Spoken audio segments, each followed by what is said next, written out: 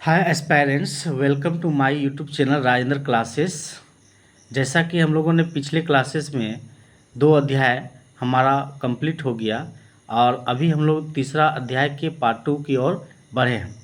पिछले क्लास में हमने पार्ट 1 को देखा था, जिसमें सिक्कों, अभिलेख, शिलालेख के बारे में अध्ययन किया और बहुत सारे लिपि, प्राचीन काल के लिपि, भाषा, उनकी लिखने शैली, भाषा की शैली, ये सबको हम लोगों ने देखा। आज हम लोग साहित्यिक स्रोत से शुरुआत करते हैं। तो आइए स्टार्ट करते हैं समय को बिना गंवाएं। तो हमारा जो पहला जो हमारा टॉपिक्स है आज का, वह है साहित्यिक स्रोत। यद्यपि प्राचीन भारतीय ईसा पूर्व 2500 के आसपास लिखने के कौशल से परिचित थे। हमारी सबसे प्राचीन पांडुलिपियाँ 4वीं शताब्दी में अधिक पुरानी नहीं हैं और वे मध्य एशिया में पाई जाती है। भारत में वे भोजपत्रों और ताड़पत्रों पर लिखे गए थे, लेकिन मध्य एशिया में जहां भारत की प्राकृत भाषा पहुंच चुकी थी, पांडुलिपियां भेड़ के चमड़े और लकड़ियों के पाटों पर भी लिखी जा गई थी। इन लेखों को अभिलेख या इंस्क्रिप्शन कहा जाता है, लेकिन वे पांडुलिपियों के समान है। जब प्रिंटिंग का ज्ञान नहीं था तो पांडुलिपियां बहुत मूल्यवान थी। हालांकि पुरानी संस्कृत की पांडुलिपियां भारत भर में मिलती है। ये ज़्यादातर दक्षिण भारत, कश्मीर और नेपाल से संबंधित है। वर्तमान में सभी अभिलेख संग्रहालयों में संरक्षित है और पांडुलिपियां पुस्तकालयों में रखी गई है। ज़्यादातर प्राचीन पुस्तकों ने धार्मिक विषय शामिल हैं। हिंदू धार्मिक साहित्य में वेद, रामायण और महाभारत, पुराण जैसे ग्रंथ शामिल हैं। वे प्राचीन काल की सामाजिक और सांस्कृतिक स्थितियों पर पर्याप्त प्रकाश डालते हैं, लेकिन समय और स्थान के संदर्भ में उनका उपयोग करना मुश्किल है। ऋग्वेद को ईसा पूर्व 1500 से 1000 का कहा जा सकता है। हालांकि अथर्ववेद, यजुर्वेद, ब्राह्मणों, अरण्यकों और उपनिषद जैसे ग्रंथों का काल मोटे तौर पर ईसा पूर्व 1000 से 500 का माना जाता है। लगभग हर वैदिक पाठ में प्रक्षेपण होते हैं, जो आमतौर पर शुरुआत में या फिर अंत में दिखाई देते हैं। मध्य में ऐसा शायद ही कभी होता हो। ऋग्वेद में मुख्य रूप से प्रार्थनाएं होती हैं, जबकि बाद के वैदिक ग्रंथों में प्रार्थनाओं के साथ साथ अनुष्ठान, जादू और पौराणिक कहानियां भी शामिल हुई। हालांकि उपनिषदों में तो दार्शनिक चिंतन भी है। वैदिक ग्रंथों को समझने के लिए वेदांग या वेदों के अंगों का अध्ययन करना आवश्यक था। ये वेदांग है ध्वनि शास्त्र, शिक्षा, अनुष्ठान यानी कल्प, व्याकरण, व्युत्पत्ति जिसे हम लोग निरुक्त कह सकते हैं, छंद और खगोल शास्त्र जिसे ज्योतिष भी कहा जाता है। साथ ही इन सभी विषयों के इर्द गिर्द ढेर सारे साहित्य रचे गए हैं। वे सब गद्य में उपदेशों के रूप में लिखे गए थे। किसी प्रतिबोध या प्रत्यक्ष ज्ञान के विषय की संक्षिप्तता के कारण सूत्र कहा जाता था।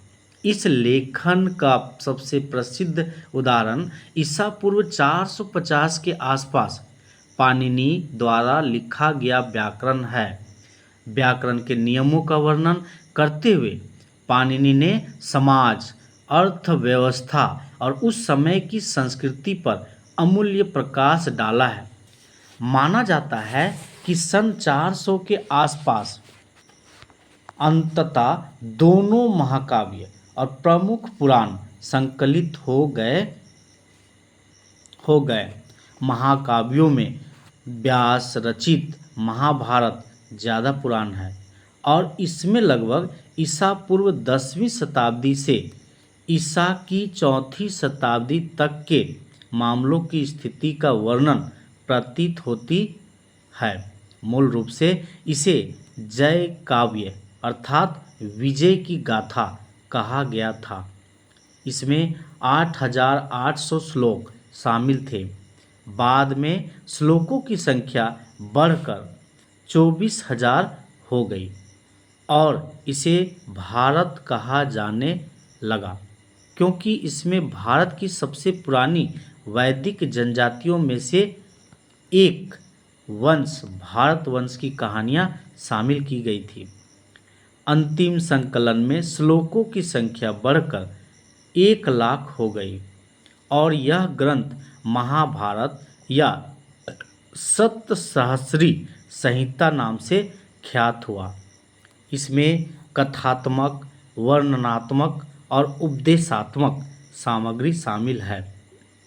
कौरव पांडव संघर्ष से संबंधित मुख्य कथा बाद के वैदिक काल से संबंधित हो सकती है। वर्णनात्मक वाला हिस्सा उत्तर वैदिक काल का हो सकता है और उपदेशपूर्ण अंशों का संबंध सामान्यतः उत्तर मौर्य और गुप्त काल से है। इसी प्रकार वाल्मीकि रचित रामायण में मूल रूप से 6,000 श्लोक शामिल थे, जिन्हें 12,000 तक बढ़ाया गया था और अंततः यह संख्या बढ़कर 24,000 तक आ गई। हालांकि यह महाभारत महाकाव्य की तुलना में अधिक सारगर्भित है। इसके बावजूद इसके उपदेशात्मक भाग हैं, जिन्हें बाद में जोड़ा गया था। रामायण की रचना ईसा पूर्व 5वीं शताब्दी में प्रारंभ हुई थी। उसके बाद यह 5 चरणों से होकर गुजरा और 5वें चरण तक वह 12वीं शताब्दी का काल हो चला। कुल मिलाकर इस ग्रंथ की रचना महाभारत के बाद हुई प्रतीत होती है। उत्तर वैदिक काल के धार्मिक क्रियाकलापों के साहित्य का विपुल संग्रह हमें उपलब्ध है।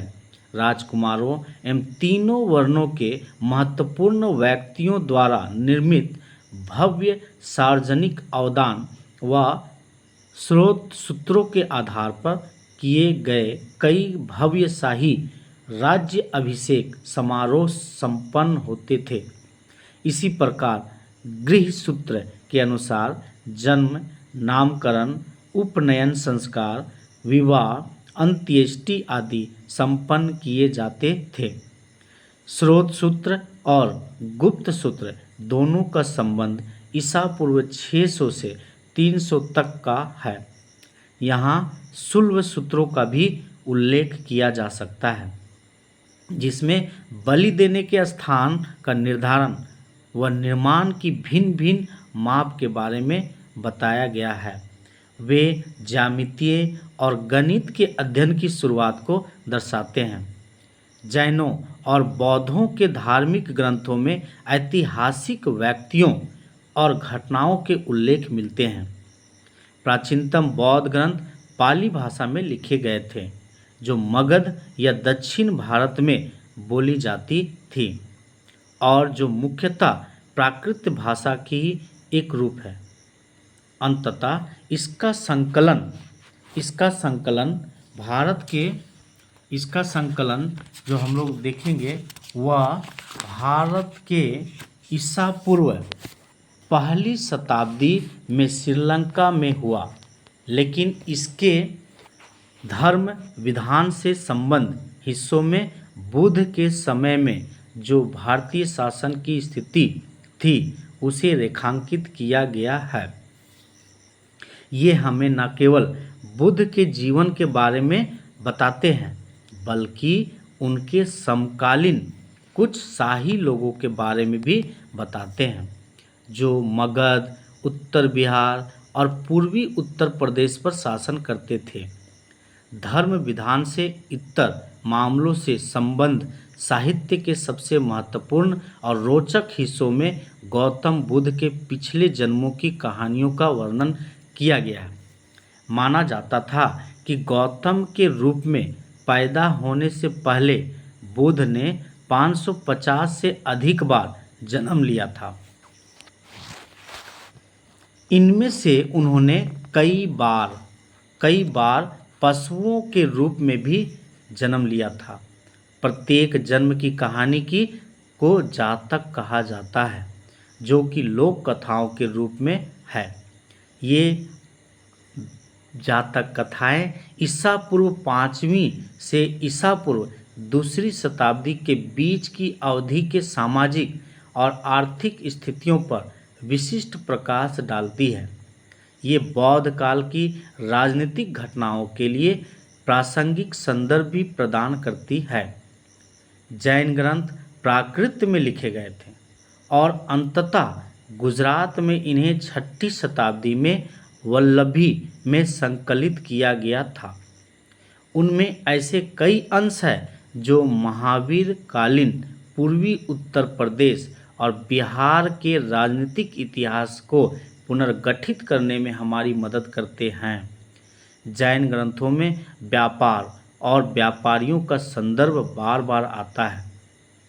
हमारे पास धर्मनिरपेक्ष साहित्य का बड़ा भंडार है। इस कोटि में सामाजिक विधान के ग्रंथ आते हैं, जिन्हें धर्मसूत्र और स्मृति ग्रंथ कहा जाता है। टीकाओं के साथ इसे ही धर्मशास्त्र कहते हैं। धर्मसूत्रों का संकलन ईसा पूर्व 500 से लेकर 200 में किया गया और प्रमुख स्मृतियों को ईसा की शुरुआती 6 शताब्दियों में संहिताबद्ध किया गया। उनमें भिन्न भिन्न वर्णों के कर्तव्यों के साथ साथ राजाओं और उनके अधिकारियों के कर्तव्यों का भी निर्धारण किया जाता था। उनमें विवाह के विधानों के साथ साथ संपत्ति रखने, बेचने और पुश्तैनी बनाने के कानून कायदे भी निर्धारित थे। उनमें चोरी, हमले, हत्या और व्यभिचार जैसे अपराधों के लिए दंड भी निर्धारित किए गए थे। कौटिल्य का अर्थशास्त्र एक महत्वपूर्ण कानून की पुस्तक है। इसे कुल 15 खंडों में विभाजित किया गया है, जिनमें से खंड 2 और 3 अपेक्षाकृत अधिक पुराने माने जा सकते हैं और ये कई लोगों द्वारा लिखे गए प्रतीत होते हैं। इस ग्रंथ को अंतिम रूप तो ईस्वी सन के शुरुआत में दिया गया, लेकिन इसके प्रारंभिक अंशों से मौर्य काल के समाज और अर्थव्यवस्था की स्थिति का पता चलता है। यह पुस्तक प्राचीन भारतीय राजनीति और अर्थव्यवस्था के अध्ययन के लिए समृद्ध सामग्री प्रदान करती है। गैर धार्मिक ग्रंथों में इतिहास की संरचना निर्मित करने हेतु व्याकरण के ग्रंथ बहुत महत्वपूर्ण है। इसकी शुरुआत पाणिनि के अष्टाध्यायों से हुई है। पाणिनि इस उपमहाद्वीप के उत्तर पश्चिमी भाग में रहते थे। उनका उल्लेख पाली ग्रंथों में नहीं है, जो मुख्यतः बिहार और उत्तर प्रदेश में मिलते हैं। पाणिनि के समय के भारत के बारे में लिखने वाले B.S. अग्रवाल पाणिनि का काल लगभग ईसा पूर्व 450 बताते हैं। उनके अनुसार मौर्य पूर्व जनपद या प्रादेशिक राज्यों के बारे में पाणिनि से अधिक जानकारी किसी अन्य ग्रंथ से नहीं मिलती है। ईसा पूर्व 150 में पतंजलि द्वारा पाणिनि पर की गई टीका में से उत्तर मौर्य काल की बहुमूल्य जानकारी मिलती है। हमारे पास भास, शूद्रक, कालिदास और वान भट्ट के ग्रंथ भी है। साहित्यिक महत्व के अलावा उन ग्रंथों में रचनाकारों ने उस दौर की स्थितियों का भी वर्णन किया है जिस दौर का वे लेखन कर रहे थे। कालिदास ने काव्य और नाटक की रचना की। अभिज्ञान शकुंतलम उनकी सर्वाधिक प्रसिद्ध कृति है। महान सृजनात्मक ग्रंथों के अलावा उनके लेखन में हमें गुप्त काल के सामाजिक और सांस्कृतिक जीवन की झलक भी मिलती है। संस्कृत स्रोतों के अतिरिक्त हमारे पास संगम साहित्य कोश में सबसे पहले तमिल ग्रंथ है। यह साहित्य उस दौर के प्रमुखों और राजाओं द्वारा संरक्षित कॉलेजों में एकत्रित हुए कवियों द्वारा 3-4 शताब्दियों में तैयार किया गया था। इस तरह के कॉलेजों की संगम कहा जाता था और इन विद्वत सभाओं में निर्मित साहित्य को संगम साहित्य के नाम से जाना जाता था। इस पूरे संकलन के संग्रह को ईसवी सन के शुरुआती 4 सदियों में तैयार माना जाता है।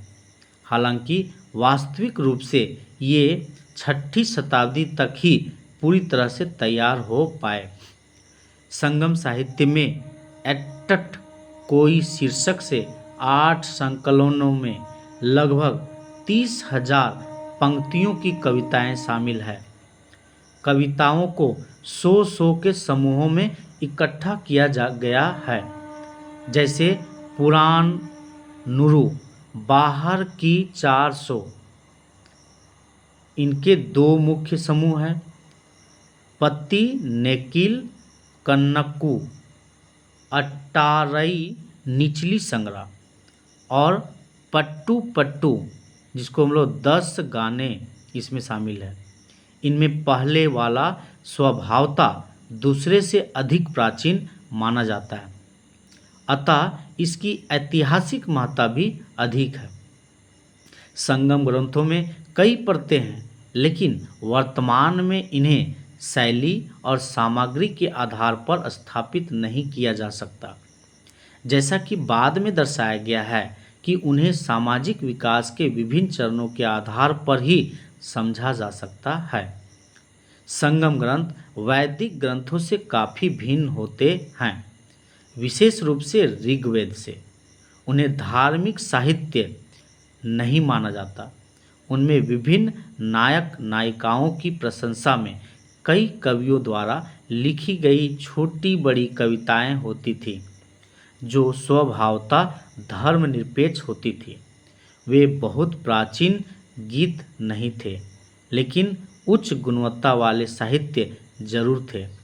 कई कविताओं में योद्धा का प्रमुख या राजा के नाम का उल्लेख है और उसके सैन्य कारनामों के बारे में विस्तार से वर्णन है। इनमें कवियों और योद्धाओं को दिए गए उपहारों की प्रशंसा की गई है। ये कविताएं दरबारों में पढ़ी भी गई होगी। इनकी तुलना हिमरिक युग की कविताओं से की गई है, क्योंकि इन दोनों में योद्धाओं और युद्ध के युग का वर्णन मिलता है। ऐतिहासिक दृष्टिकोण से इन ग्रंथों का उपयोग उतना सहायक सिद्ध नहीं होता है। शायद कविता में उल्लिखित नाम, शीर्षक, राजवंश, प्रदेश, युद्ध और इस तरह के अन्य हिस्से आंशिक रूप से वास्तविक हों।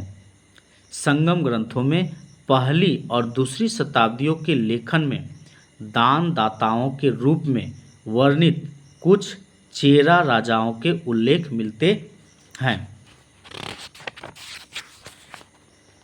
संगम ग्रंथों में कावेरीपट्टनम सहित कई बस्तियों का उल्लेख है।